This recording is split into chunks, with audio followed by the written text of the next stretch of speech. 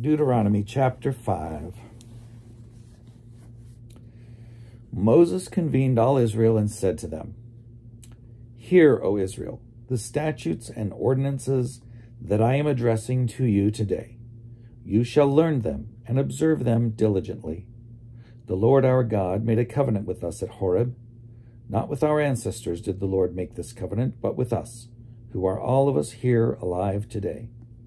The Lord spoke with you face to face at the mountain, out of the fire. At that time I was standing between the Lord and you to declare to you the word of the Lord, for you were afraid because of the fire and did not go up the mountain." And he said, "I am the Lord your God, who brought you out of the land of Egypt, out of the house of slavery. You shall have no other gods before me. You shall not make for yourself an idol, whether in the form of anything that is in heaven above, or that is on the earth beneath, or that is in the water under the earth. You shall not bow down to them or serve them, for I, the Lord your God, am a jealous God, punishing children for the iniquity of parents to the third and fourth generation of those who reject me, but showing steadfast love to the 1,000th generation of those who love me and keep my commandments.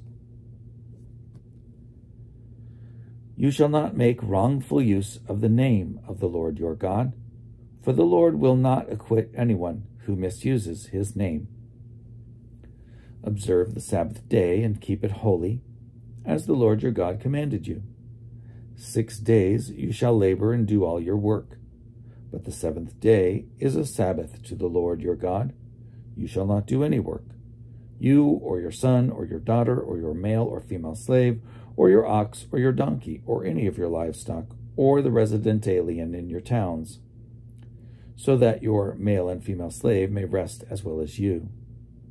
Remember that you were a slave in the land of Egypt, and the Lord your God brought you out from there with a mighty hand and an outstretched arm. Therefore, the Lord your God commanded you to keep the Sabbath day.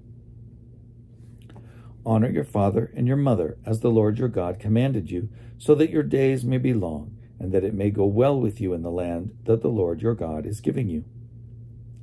You shall not murder. Neither shall you commit adultery. Neither shall you steal.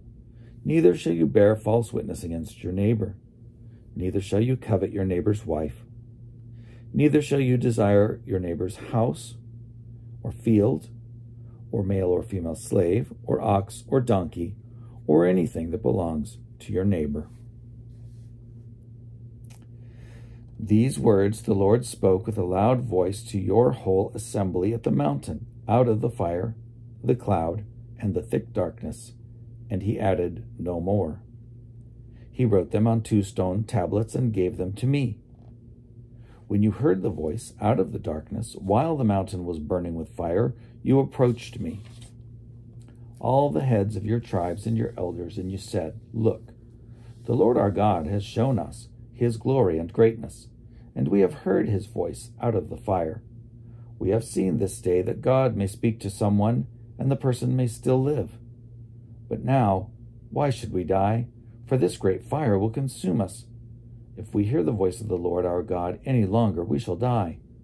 For who is there of all flesh that has heard the voice of the living God speaking out of the fire, as we have and lived? Go near, you yourself, and hear all that the Lord our God will say. Then tell us everything that the Lord our God tells you, and we will listen and do it." The Lord heard your words when you spoke to me, and the Lord said to me, "I have heard the words of this people which they have spoken to you. They are right in all that they have spoken.